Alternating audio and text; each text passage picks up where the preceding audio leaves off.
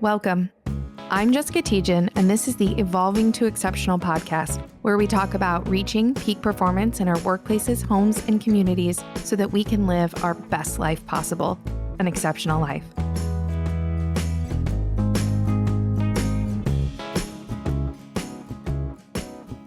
All right, I want to welcome back my Evolving to Exceptional listeners to this week's episode. We have a returning guest, Ryan McCrea. He's going to be with us today and hopefully a couple more times. We had such a great time in our first episode. We thought we had to do some more. And this is a topic that I think we've both been particularly passionate about for quite a long time. And that is performance management.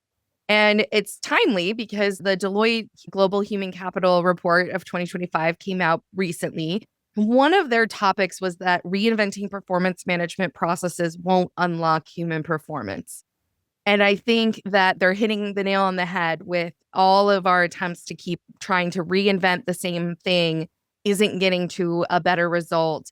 And so today we're going to kind of dive into that a little bit. Ryan has expertise in actually getting rid of performance review processes and talking about what might be some better ways to approach and think about it. But before we get into that, Ryan, would you just give our listeners a little bit of an update as to who you are, where you are, and what it is that you do? Yeah, thank you, Jessica. It's exciting to be back on again. I really enjoyed our conversation last year and excited and looking forward to more conversations this year about topics. So I am currently the head of learning and leadership development at Ameren. And I've got about 20 plus years of experience in HR. I've done everything except for payroll at this point in my career, but the majority of my time has really been focused on that learning and leadership development, talent development, OD. That's what I love. I went to school and got my master's in IO Psych. So for me, this is just what I went to school for. It's what I enjoy. It's what I love to do. It's like runs through my veins. So when we think about anything kind of OD and helping an organization be better, that's what I really love, especially on that kind of people bent. I love it. And I am of your same heart. So let's jump into maybe starting with what your experience has been in the past with this. What have you done to kind of dismantle the traditional practices of performance management, the way that they've been so embedded into organizations? And then maybe we can get into like what the results of that were. Yeah, that sounds great. So a little bit of this story. This is actually back from 2019. So I was working for an organization called Commerce Bank. So kind of a mid-sized, what they used to call themselves as a super community bank. And when I got there, they were actually already starting this process a little bit. They didn't really love year-end reviews. They were constantly getting feedback that they weren't great in the organization, that the conversations were awkward, that maybe they weren't as helpful as they would like them to be. And so our CHRO had went to I'm trying to think the name of that group, like a neuro kind of linguistical kind of conference that just talked about all of this stuff. I think it was the Neuro Leadership Institute. So she got a chance to go to their conference and she was like it just, everything that she had heard, she finally heard all the research and everything behind it that was letting her know like, yeah, this is probably something that's not really helping our employees as much as we would like to. And we're hearing that. We're hearing that a lot from our leaders. She was hearing that from her executives. So we knew that it wasn't necessarily working. So when I joined, they were in the middle of a pilot. They decided to actually start piloting a different process. She had gotten a friend to join her, the CIO in the organization of the IT group, really didn't like the way that we were doing performance management in the organization, that kind of old traditional way of doing it. And so she got him to join. And they started doing a pilot in the organization. It originally started with, I think, about 100 or so people in the IT world. And then it grew because everyone heard about it. And one of the things they were letting people do if they were going through that pilot, they didn't have to do year-end reviews. And so you started having all these other groups kind of jumping on and wanting to be part of the pilot. So we did the pilot for 12 months, a whole year, just to see like, would this work? And really, could we make a change here? So the change that we really made was instead of having, setting your yearly goals and then having a year-end review, what they decided to do in this process was say, okay, we're going to look at a monthly performance conversation. We're going to keep it really unstructured. in a lot of ways. The only structure to the process was, hey, you are going to make sure that, at the beginning of each quarter, you're going to have a goal setting conversation, which was different for the organization because they were stuck in that whole, you set goals once a year, you talk about them at the end of the year. You and I both know, Jessica, rarely are those goals actually the same by the time you Never. get there. So they get moved, they get changed a lot throughout the year, depending on what happens in the business or what happens to the business. So it was this idea of, okay, we're going to talk about these now quarterly. And then when you meet monthly, you're going to find out, are you on track or off track? So that was the only thing that people were really putting into a system, was on track and off track, and any notes that they wanted to put into the system about the conversations. And so they did that for a year and it was great. The pilot did start out where people were like, oh, they were trying to do like 12 little mini reviews. And it's like, no, that's not what this is about. The conversation is the most important part of this. And so they did the pilot. They took it kind of their big director forum training that they have every year. And the directors like sold. We're on board for this. So I ended up getting everybody in the organization on board for it. That's when I got really heavily involved. They turned it over to me and my team and said, hey, so it was December. And they said, hey, we would love for you to get this rolled out to the organization by April. And we're like, challenge accepted. Let's see how we can really figure this out. And so we really jumped into it right away. And a big part of it right from the beginning was just making sure that we could kind of tell the story of what we needed to. And so we came up with calling the new process, Align. So we called it Align because we had to get a good name, get some really good marketing together, connect it to our broader Commerce for You kind of marketing that we were doing, just to make sure that people understood what it was. And so we did this in a couple different ways. Like, we really inundated the organization to make sure that they got it, they understood it. In some ways that we were really celebrating the end and the death of performance, of year-end performance reviews. Like, we wanted it to kind of be exciting for them.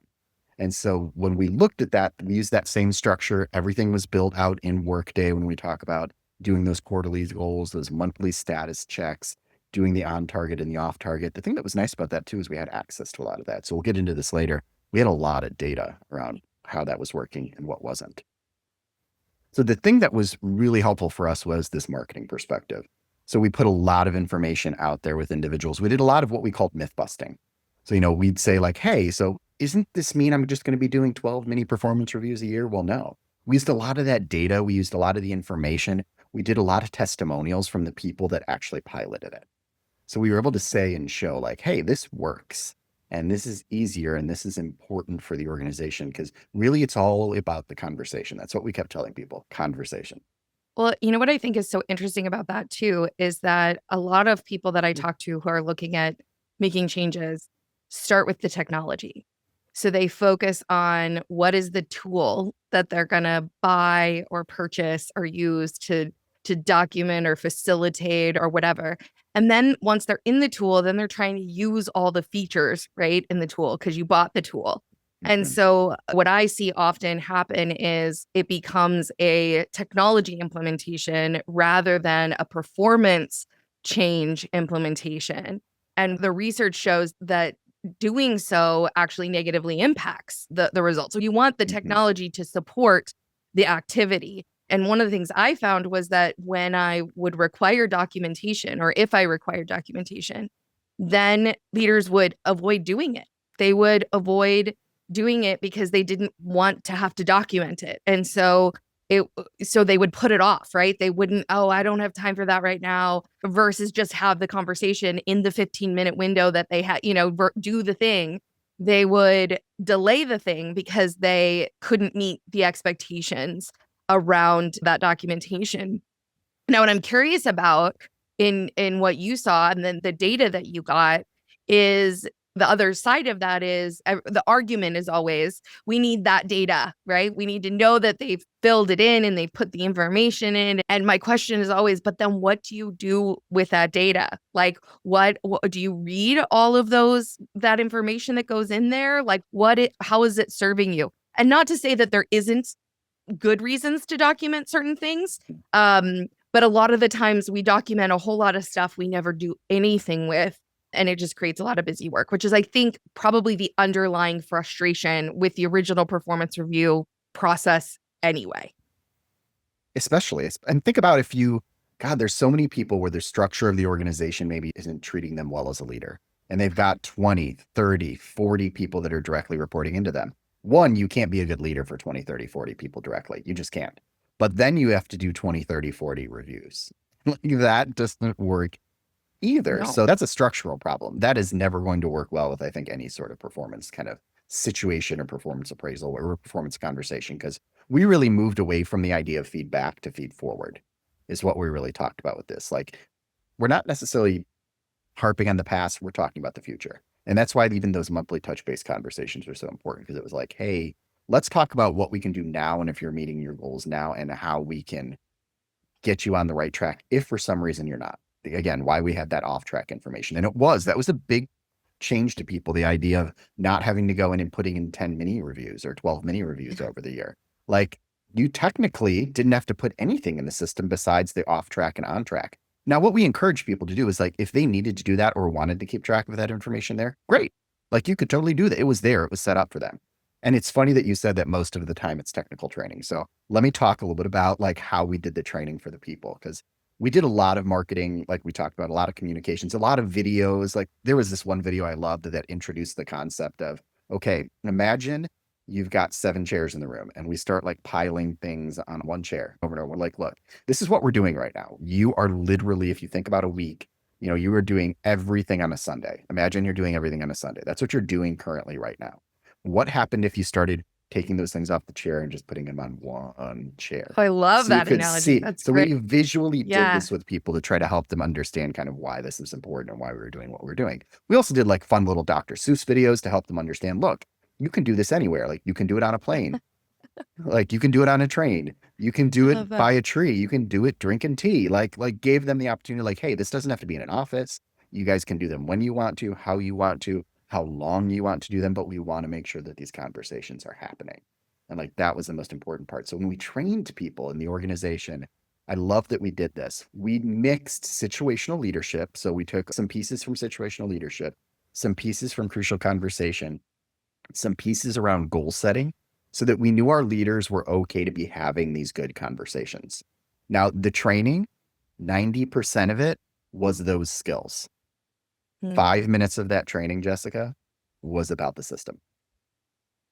Because that isn't what we were there to really train them on. Yes, here's the system. It's easy. It's about as easy as you possibly could have a performance conversation system. What we want to make sure is that you're ready to have good conversations with your people. Well, and that's why I tell people who are like, we got to figure out what system we're going to buy. And like, how about you figure out how to get your people to do it well? And then you worry about whether you invest in a technology, because the technology is not going to serve you at all if your people can't do it well. Like, it's literally going to do nothing but add more complexity to something that there's a lot of resistance around. And one of the things I think that comes up in this space from a neurophysiological level is many people have been traumatized via very bad performance review conversations. And so even the term can be triggering. And so the idea that leaders have probably experienced negative ones themselves, they have anxiety over doing it wrong as well as trying to do it right. And so that just creates kind of like a recipe for disaster, I think. And so I love that you trained in what people needed to do those conversations effectively. I've loved crucial conversations for years and years. You mentioned something else, though, that I think is really important, which is the kind of organizational elements to these conversations. And that the performance, when we think about performance management, traditionally, it's almost like in its own little bubble, right? Like, we do these reviews, this discrete process, our conversations around development and performance and rewards. But really, performance is integrated into everything in the organization, right? How meetings happen, how work gets executed, how decisions get made, how technology is implemented, how people build relationships. All of those things impact performance. And so when we narrow it into this review evaluation perspective, we miss the bigger picture that's having a much bigger impact on people. Yeah, 100%. I think that was one of the places really dug into, was the idea that, it's not just about that someone is performing. Like, if you're a salesperson and you're hitting your sales goals, again, if you're kind of a monster to everyone and you're leaving a trail of dead bodies behind you all the time, and you're really upsetting the people you work with or that help support you from a sales perspective, yeah, you may rock and you may sell a lot of things, but you're also kind of a drain on the organization in the Yeah. other way. And so I think part of that was like, hey, let's talk about what this really means, what this is important. It's not only what you do, but how you do it is also really important. So that was part of the conversations that we really had during the training as well. It was a great opportunity to reset on a few things, Jessica. The other one that we got a chance to reset on was development. So I had done a lot of work and continued to do a lot of work even after we rolled this out around development in the organization. And we really made some great strides around that in the organization. But when I got there, they had development goals at one time and they up and down. It was kind of cyclical. Like sometimes they had them, sometimes they didn't. So this was an opportunity to say, yeah, we're going to focus on development. And so we actually did that this time. We focused and said, hey, when you're setting and you're having your conversation in July, it's just about development. Like, yes, make sure that you set your quarterly goals for that month, for that quarter, but spend the time to really focus on talking about development. And in a lot of the data, we ended up seeing that like for some people, that was the first time they'd ever really been having a development conversation since they had been there. So I love that you brought this up because I have distinguished between performance and development conversations for years. And I've had managers argue with me, they're the same thing. And so I love that you kind of differentiated the two. And while they're very closely related, I always like to help explain the difference. So performance is more about goal setting that proves that I'm going to achieve and I can demonstrate what I've accomplished. I can get to the outcome. So if I define that goal, I'm getting to an absolute concrete result of what we've set. Development is a growth mastery conversation and a space, right? So when we're pursuing growth and mastery, we don't want to put actually very specific limits on it, or it prevents our brains from finding other avenues to achieve it. So when we're talking about development and growth, we want to be thinking of it in terms of mastery and improving. So performance is proving I'm delivering, and development is improving. It's always seeking and growth seeking and forward focused. And so I think when we do that, we actually help create more clarity and we give development more importance than we would if we embed them together. It's too easy for it to fall off and say, well, they're getting development. They have these performance goals. Well, no, those aren't really development. Those are what's expected of the role. Those are what they have to do in the role. This is what's going to help keep them growing for the next opportunity, for reaching the next level. Yeah, I agree. I think there's something to it. I've been at different organizations where they've put them together, where they've separated them. I think every organization tries it in some way, shape, or form. You know, of course, we know that you can learn a lot in your role. I think the challenge is that I don't know that leaders always know how to have that conversation or how to connect what's happening in the role, those experiences that are happening in the role, to real development. So if you've got somebody that's working on strategy, give them a project where they have to build that strategy. If you have someone that's working on leading or was interested in leading, well, give them opportunities to lead a committee or lead a meeting or lead some of those different groups so that they can start building some of those skills. So you can do a lot that are things that are connected to your performance goals. There's some connection there, like you said, but a lot of people don't necessarily know how to do that. And then how do you really communicate and articulate that to the people that are on your team so that they get and understand that they are growing? Because they sometimes, I think, especially if they don't know a whole lot about development, people are like, well, I don't have a mentor, or I haven't went to a class this year. And yes, those are important. We know the 70, 20, 10, 10% is important as well. But a lot of that is within your role too. And that's why those conversations were so great, because they could have them about how are you doing on that? But it could also be like, hey, how is that thing going? Like, how's your mentorship going over here? Or I know you were job shadowing with that group over there. Like, how did that really work? Right. You're working on this cross-functional project. Tell me more about your experience on that cross-functional project. What's happening there?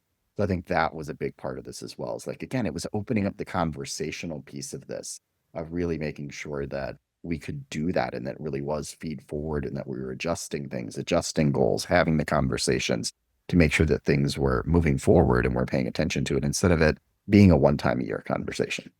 Well, and when it comes to development too, there has to be safety, right? To take some Yes. risks. And so if you don't want a development goal to be the most important sales conversation with a customer of the year. That's a bad Yes. time. to be Yes. throwing somebody into the deep end, right? It's High risk. better to have, you want some risk, right? Like it's okay to have some risk, but you don't want to have pressure that if you're not successful in this, then you won't be able to deliver on your role, right? And so that's when we think about our performance goals. I think what's really important in that space is making sure that we're defining things that people have capabilities to do, or at least some of the capabilities to successfully achieve.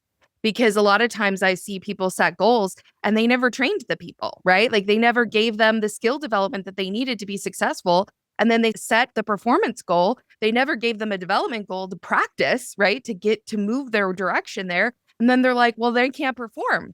Well, you missed a couple steps between not knowing how to do something and knowing how to do it. I always like to use kids as examples because they're such like vivid, imagery, right? You never see a baby go straight from crawling to walking without falling down. Like it doesn't happen. You fall down. That's just part of the learning process. You never get things on the very first try, Yep. or very rarely, I should say, very rarely. There's maybe some savants out there that can pick up something, but for the most part, we have to fall down. And so we have to set up opportunities for people to be able to fall down in spaces where it doesn't disrupt their entire year's success.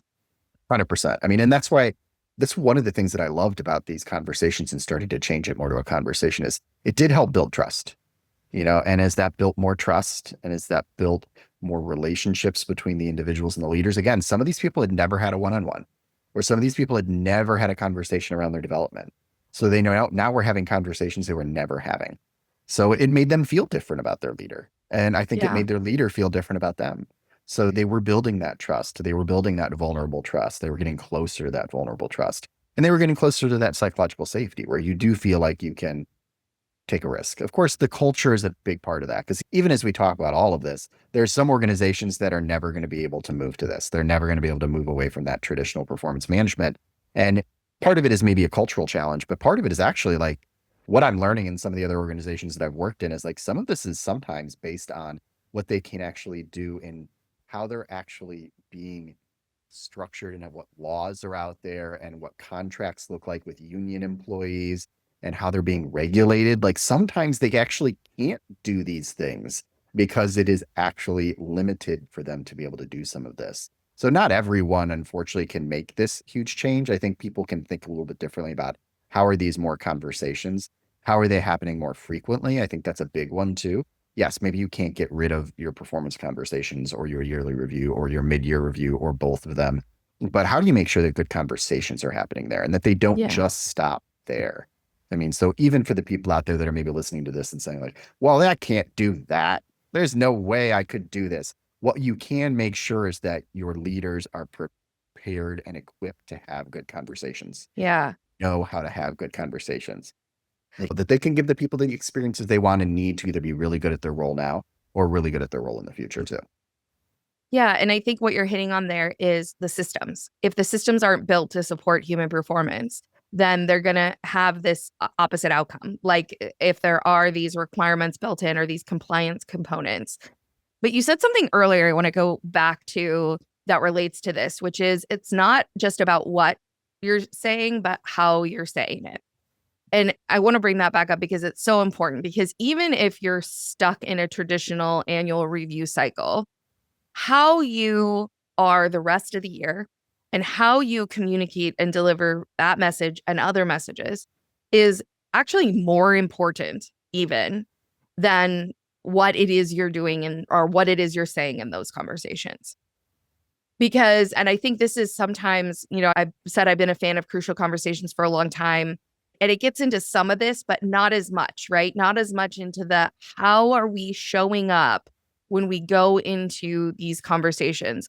Because you can have a conversation and say all the right things, check all the right boxes, and it feel totally inauthentic, totally incongruent, land like a load of bricks, right? Like it does not connect. And we've all been there where we've had a conversation with somebody and they've said something and we've been like, they said the right thing, but that didn't feel right. Like it just didn't connect. And that gets to how we're being when we're delivering that message.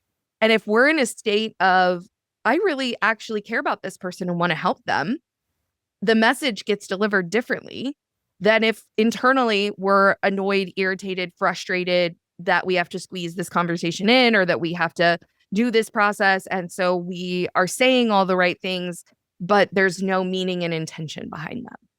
Oh, 100%, Jessica. There's a Psychology Today article that came out last year that I really loved. They were talking about this. They were talking about, the challenging part of all of this. And I think like Dweck and David Rock have talked a lot about this as well. But what that Psychology Today article said was, hey, only 20% of people find performance conversations motivating. 20% of them find them motivating. 80% of people don't find them motivating. And that's one of the reasons we had talked a lot about this earlier. I had mentioned like our CHRO was really into the information she had gotten from the Neuro Leadership Institute, the idea that, hey, like these are actually not super helpful conversations. And most of the time they're not great. And they're actually demotivating. They take away innovation. They take away creativity. And because people are so hyped up and just they're in their emotions about them. Like if you're a lead and you're not having pretty normal conversations with your people, and then you have to have this really heavy conversation at the end of the year, everybody's emotions is in it. You've got leaders that are worried about saying the wrong thing, doing the wrong thing. You've got employees that are like anticipating and worrying about what's going to happen. And was the information they put in their self-review enough? And did they sell themselves enough? And are they going to get the pay increase that they needed to have? Like all of those things are there. There's so much in it. And that's what we really found from individuals really being able to just have continuous conversations. When you have continuous conversations, it's not so weird to have that hard conversation about someone about their performance because you're already have built up that cadence and that trust of working and having conversations, sometimes about hard things, sometimes about not things that are so hard. Maybe it's sometimes where you're giving the great praise and feedback, but you've built it.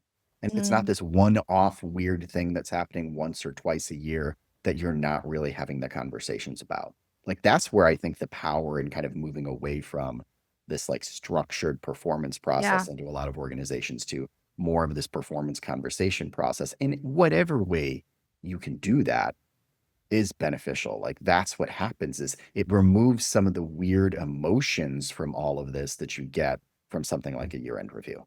And I wouldn't even call it weird, right? It's a threat. It's an unconscious, automatic. So I always look at it through the neuroscience lens, right? Our bodies are constantly detecting for threat. A performance review feels like a threat because it's potentially tied to our pay. It's potentially tied to our status, our promotion, our survival in a lot of ways. So if we perceive it as a threat, not even consciously, but unconsciously, our body's going to shift into a survival state, a fight, flight, freeze, or fawn state, which I can tell you that everybody does when they go into a performance review. And we know what happens when we do that. When we're in a survival state, our focus is narrowed. If you think about running the tiger, we're not interested in the views along the way. We're just focused on how do we get away. And so we can't see all the possibilities. Our neural networks are only focused on survival, which means they're not interested in growing new neural pathways. They're not interested in retaining information that they're learning. In fact, they're more focused on how do I defend? How do I deflect? How do I protect myself from what I perceive as an attack or a threat against me? And so one of the things I always found really interesting was it wasn't just low performers that hated performance reviews. The high performers actually responded the most strongly against them. And I think some of the original data that came out from Adobe was that their high performers, this is going back 10 years, so I might not nail this exactly, but the high performers were leaving at higher rates after the performance review. They had more turnover of their highest performers because they were frustrated by the lack of acknowledgement, or they got a 4 instead of a 5. And they, all that dumb psychology stuff that comes into play. And so many of us, this just came up the last week, are impacted by a history of schools and grading. My kindergartners got their kindergartner scores, right? So very important scores in life, right? Like that's going to really, and I looked at the scores and I immediately started to get upset. And I tell my kids I don't care about their grades because I don't. I just want them to try their best. And ironically, my kindergartners are young, so they're going to do kindergarten twice because their birthday's in the summer. So it really doesn't matter. Like they have a whole nother year of kindergarten to do.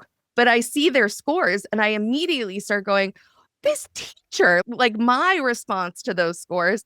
And I had to check myself and go, wow, look at this ingrained response to numbers and how we respond to scoring that has nothing to do with growth, what actually is happening in the moment. And then what was really interesting and ironic was when we talked to the teacher, she goes, yeah, I graded her way too hard that day. She was having a rough day that day. And so then you start to go, oh, look at all the things that influence what number we give on a given day. And so I think that comes into play too when you have leaders who are doing their evaluations and they're stressed out and they're overwhelmed and they're frustrated. Do they score the same way as they do when they're in a balanced, coherent, feeling good state? My guess is no, which means that the scores are really not accurate. They're not really measuring anything very tangible or real. Yeah. I mean, the one thing that we did in that training was talk about the science, about the brain science around this. So we talked a lot about that. We talked about the amygdala hijack and how that could potentially happen, lizard brain, and all of those things that probably happen when you're going through this process too. Totally. Because there's a lot of emotions that are kind of connected to this, and you can bring a lot of baggage to you based on what you were seeing. I mean, look at what's going on right now out in the world. Like we've got all these individuals that are being told they're low performers and getting pushed out of organizations and pushed out of the government right now. And are they? I mean, it's so many of them. I mean, you see it on LinkedIn are like, here's my last 4 performance reviews. Right. They were excellent. So you're telling me I'm a low performer, but the performance reviews again told me that I was excellent. So it's the challenge I think that leaders really have too of finding the balance between how do we do this in a way that we know humans are going to react and take it in? Receptivity. That was one of my mentors earlier in my career always told me, Ryan, I know you're smart. I know you love to say things, but it's about receptivity. Thinking about the receptivity of that person. Are they going to get the message that you want them to get? And that's the same thing here too. What is the receptive? What is the way that we can make sure that people are receptive to this feedback, to get this information, to make those small tweaks and changes in the ways that we need to? And we know that year-end reviews are almost putting them in a spot where that's going to be almost impossible because of the way that those things even work and look. So it doesn't set itself up well in the first place. But I will tell you, I think there's this accountability piece too. It's like leaders need to make sure, because you can't just be a laissez-faire leader and let your people do whatever they want to do. And that isn't what this process was first. It wasn't like, let's just make sure that this is easier on the leaders. No, they had to have hard conversations. And yes, the place was there where if they wanted to document, and we needed to document from a performance management process because we were really having a problem with the person and we did train them multiple times, they still weren't getting it. Maybe it was just not a good fit for them and the role that they were in too. We left the openness in the process for people to be able to do that as well and understand that was part of it. Because we had access to the data, we also knew where there were challenges and maybe where conversations weren't happening. And our HR business partners were able to plug in, partner in, and spend some time really working with people and helping them walk through that process when it did happen too. And I think what's interesting to maybe push this conversation even a step further is that you talked about leaders or managers with lots of direct reports and the challenge of wanting to and actually engaging in those hard conversations as well. And when you have lots going on, it's easy to put off the things that are the most uncomfortable and the most difficult. And so there's a couple things I think that are really important to take this even a step further from just getting rid of the performance review to really reinventing and upgrading how we approach human performance. And one of those things is the relationship between people in general, right? People and their leader and one another. And one of the things I like to say is we have to stop managing people. We can manage projects, we can manage systems, we can manage timetables, we can manage tasks, we can manage things. But managing people doesn't work very well. People don't like it. It's uncomfortable. And it often doesn't produce positive results because people need to be bought in and committed to what they're doing to really do it effectively. And so when you talk about accountability, usually what I see as the problem is that people weren't committed to begin with. They either weren't committed, they didn't have the skill set, or they didn't understand what they were committing to. And so if you can develop the skill sets for how to do those things effectively and create relationships where not just between a leader, manager, and their employees, but between all employees, where you can actually engage in these types of conversations on a regular basis, that is going to increase exponentially the opportunity for growth, change, addressing issues before they become bigger issues, creating relationships. So when I think about it in terms of partnership, I think about it in terms of how do we develop horizontal relationships around performance versus vertical relationships. So I am not overseeing and the king on high telling you how it's going to be. We together are figuring out how we are going to accomplish what we need to accomplish. And the goal or the objective or the outcome has to be accomplished. How are we going to figure this out together? And it changes the nature of that accountability piece and that commitment piece and the ability to then have the conversation afterwards. Hey, we really missed that mark. What went wrong? What was your part? What was my part? What was the team's part? And so it becomes not a blame game, but it becomes a responsibility and acceptance for growth to create kind of that accountability or that culture of accountability. 100%. Like what you're talking about to me is connected to a couple of things. One, really making sure that you have a culture of learning and you have a culture of growth mindset. A lot of organizations say they do, but do they? Like, can you really have those conversations? Can you really ask for help? Or are you going to be judged if you're asking for help? Or are you going to be looked at as not doing your job by asking the question because maybe you're not sure how to do something, or that you made a mistake and you need help on how to fix it, or that you have to partner with these other three people to get things to happen? But I think a lot of organizations want it. They want the growth mindset. They want that learning mindset. It's hard to make that actually happen in an organization, especially most organizations are driven by results. It's about getting the results. It's about making sure that you're getting that work done on a day-to-day basis. But again, it's that how. Like, does the organization care how that work is getting done? And are the leaders, are the executives, are they saying that it's important in how you get that work done? Again, if they're promoting, or, you know, that person that treats everybody really poorly, but does really great, sells a lot of things, or is really wonderful, that then gets results this way, but again, kills their people to get to it. If those are the people that they keep promoting, you promote what you permit. There's just that. And you're setting up that culture to really be in that way. So all of those things, those moves, those promotions, how we do all of that, are you actually driving towards a learning culture? Are you actually driving towards really thinking about a growth mindset culture? And more than just saying it, but doing it. It gets back to the genuineness that we talked about earlier. Do you genuinely mean it, or is it on paper? Yeah. Well, you say doing, right? So the what, the knowing is in our head brain. And that's where most of our workplace practices really focus on, is in that knowledge, that information, that what. But the doing, we need our bodies to do the things, right? Our bodies are what execute and do the things. They're what perceive and take in all of that information from our environment on an unconscious level. And they're processing all of that. And so that is the sense that we get, where we feel the disconnect between how a person is showing up and what they're actually saying, between what they really mean and what they're telling us in the moment.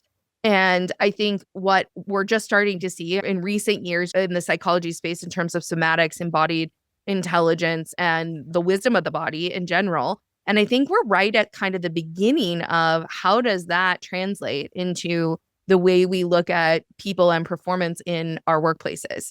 And the more that I look at these systems through that lens, right? We look at these different elements within our workplaces, and not just performance, that's one piece, but all of the pieces. Yep. They all need upgrades. They all need not necessarily completely changed, but they do need upgrades to reflect what we now know to be true about human performance, which is that you can't get very far without your body, right? You can't do much without it. And so if your body is not on board, if people's body is in a state of survival, fear, resistance, emotional overwhelm, exhaustion, any of those things, they're not going to perform the way that you want them to perform. No matter how much you train them, no matter how much you tell them, no matter how much you meet with them, it's not going to make a difference if you can't get their body on board. 100%. Yeah. I mean, we know nonverbals are huge. So when we think about genuineness and someone coming off as genuine, like, what do we know? Well, we know that the words that come out of your mouth are important, but not that important. Right. Even the way you show up, your nonverbals, those are the things that are way more important than the things that are actually coming out of your mouth. And that's going to have a big impact on how people feel about you and if they trust you and if they want to connect with you. It gets back to this whole idea of, the change from command and control leadership to more of a human-centric leadership, having some emotional intelligence, having some vulnerability. But then I think a lot of people think human-centric leadership means that you just don't hold people accountable. No, you definitely have to hold people accountable. It means that you are actually going to be having the conversation more often. It means you're going to be having the conversation in the way that you need to have that conversation so that there's receptivity. It means that because we know that giving people feedback and giving them the things they need is kind. And when you're not doing that, and when you've got a little too much of a case of Midwest nice and you're just smiling and being like, yeah, everything's great, everything's fine. Yeah, you're doing good. And you're not giving people feedback. Like, that's just not being a good leader, is what it really comes down to. It is. So this is all wrapped up together. So everything we hear around performance management, the way that leadership is right now, because it's changed a lot in the last 5 years, this idea of wanting to be, more human-centered leaders, or finding the balance between human-centered and command and control leadership. That's a huge one for people out there. And I think that's where people are really frustrated, stuck. They've got more work on top of them. They're trying to figure out how to sometimes now manage either people remotely and in the office, or the stress that's coming with now having everybody come back in the office, and people kind of being out of sync and not really remembering how this all works when you work in the office. Like, being a leader today is hard. And I'm not saying that being a leader in the past hasn't been hard. It's harder today than it's ever been in any time. And you got all these organizations that are just shedding people. And we know when you shed people and you flatten organizations, which sometimes I get from a business perspective, that might be important.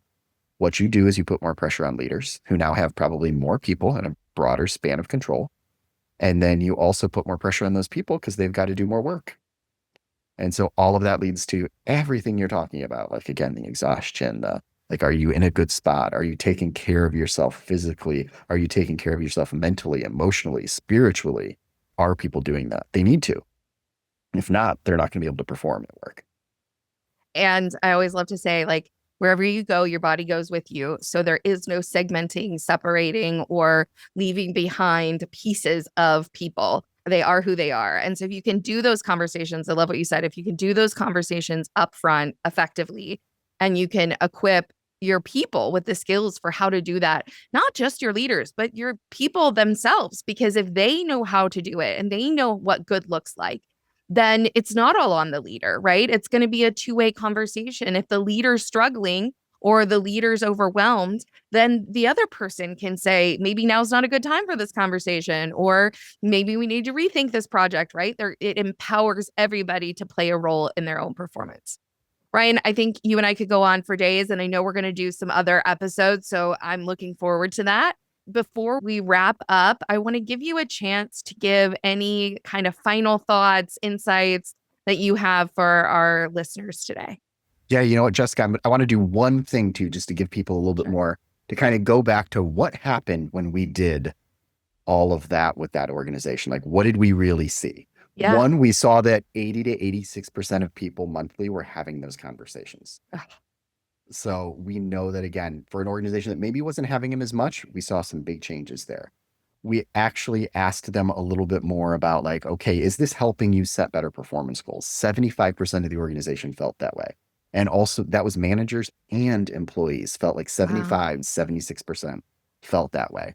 Again, about 75% for sure were having that monthly conversation, I think, which, again, sometimes people in the past weren't having that.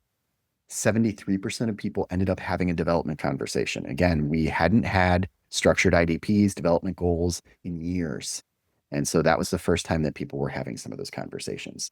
Did Align increase the frequency of conversations? That was the whole purpose of it. We want people to talk more. 82% said yes. So 82% of people said that. And there, we had the system.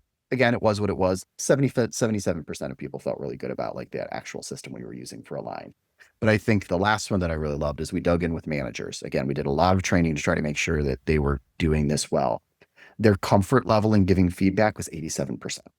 Their meaningfulness and the quality of the conversations was 81%. And the clarity on progress towards quarterly goals, feeling like they could get their people really honed into where they needed to, was 80%. I mean, so that was pretty amazing numbers in the first year, right out of the gate with this. Those are phenomenal numbers. And I think a huge motivator for organizations to say, you know what? It's time. Like, let's do something different. Let's not keep doing things the same way. And I think that getting back to what we talked about earlier, I think if there's anything that anyone can do, yeah, maybe you can get rid of these, maybe you can't. How do you make sure that there are good conversations going on? You know, how do you make sure that is happening and that they're happening more than once a year or twice a year? It's that conversation that builds trust. It's that trust that builds good relationships. It's those relationships that build a good team. And it's all of that really lead to making a performing team in an organization that really performs and hits the goals that you really want it to. So it's all in the conversation. It's all in that human piece that's so, so important. So are people doing it? Because if they're not, you're probably not hitting your goals or where you want to be as an organization. If you aren't, that's why. It might be one of the big reasons why. Absolutely. Well, thank you, Ryan. I appreciate you joining us today. Anything else you want to add before we wrap up? I think that's it. I All said right. everything I can say. Well, thank you so much to all of our listeners. I just want to remind you that, this idea of performance is so, so, so critical. And if you don't have an organization that provides you the support and the development that Ryan and I have been talking about today, I've opened up a performance partner community. We would love to have you come be a part of it, get a little bit of taste of what that looks like to really partner around performance and how to do this in a better and more effective way. As always, I just want to remind you to keep evolving, keep growing, keep rewiring your neural pathways so you can live your best life, an exceptional life. I hope you have a wonderful rest of your day, and we'll be back again next week with another episode.